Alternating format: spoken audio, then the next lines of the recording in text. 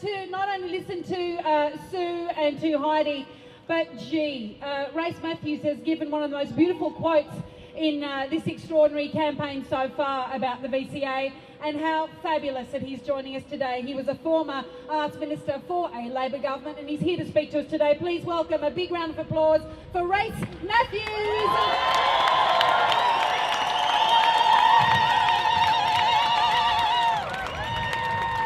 What a truly magnificent turnout in support of a truly great, not just Victorian, not just Australian, but internationally admired institution.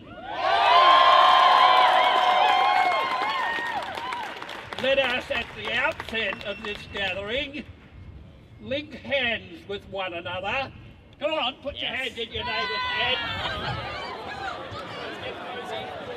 Hold hand. Come on, you haven't finished yet. Let's face it, Race, you know, you might have to encourage them too much. They love touching each other. And say unanimously with one another, the VCA must be saved.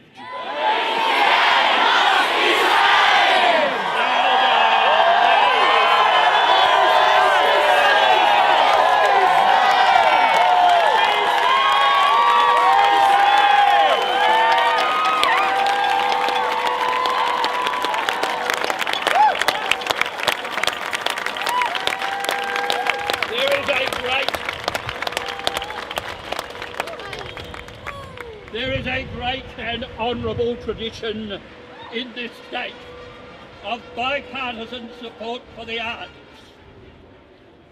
It's a tradition that holds we shall never step backwards, but always forwards.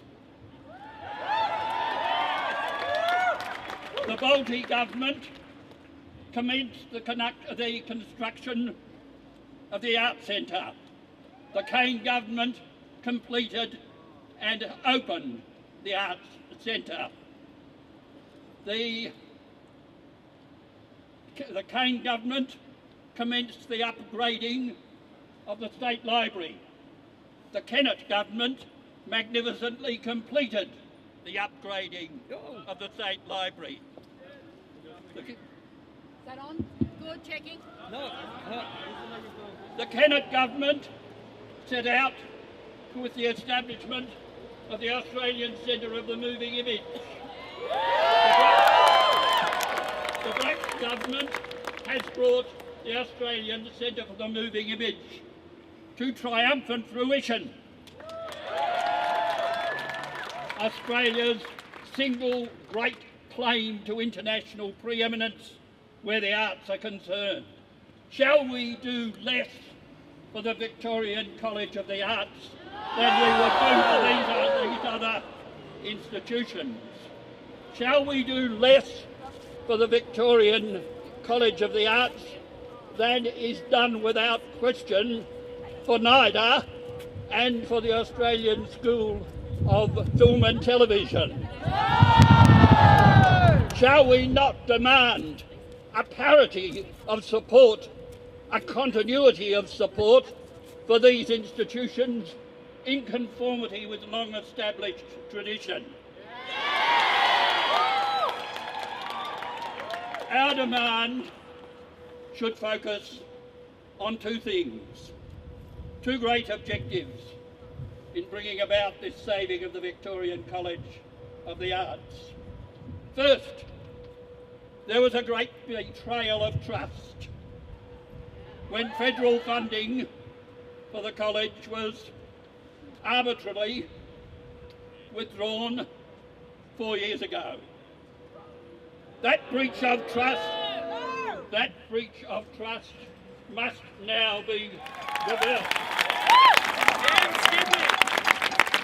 I can say with complete confidence, on behalf of my former colleagues in the Kane and Kerner governments, that the handing over of the VCA to Melbourne University would not have gone forward if it had not been on the basis of a clear trust that there would be a handover at no detriment to the VCA. We ask no special favours. We simply ask those two simple words: no detriment to the VCA.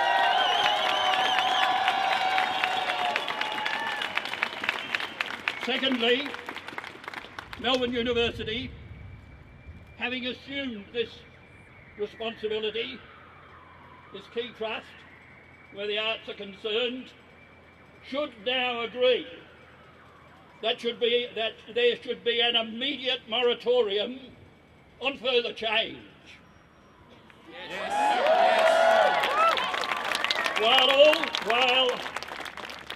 While the proper comprehensive consultation with all stakeholders, which should long since have occurred, can now be undertaken. Let the voice of all be heard on this one, rather than that purely of uncomprehending bureaucrats and Philistines.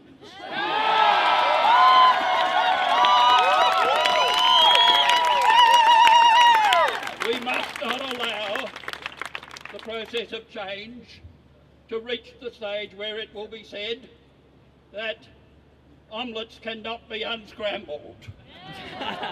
Rather, now let us take a halt for sober consideration, for responsible consultation, and affirm across the board the Victorian College of the Arts no less than the National Gallery of Victoria, no less than ACME, no less than the Museum of Victoria, no less than all the other great institutions of the arts that have been created and preserved, protected and preserved on a basis of bipartisanship in this state will now survive.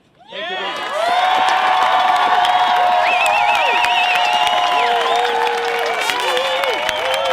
Mathews.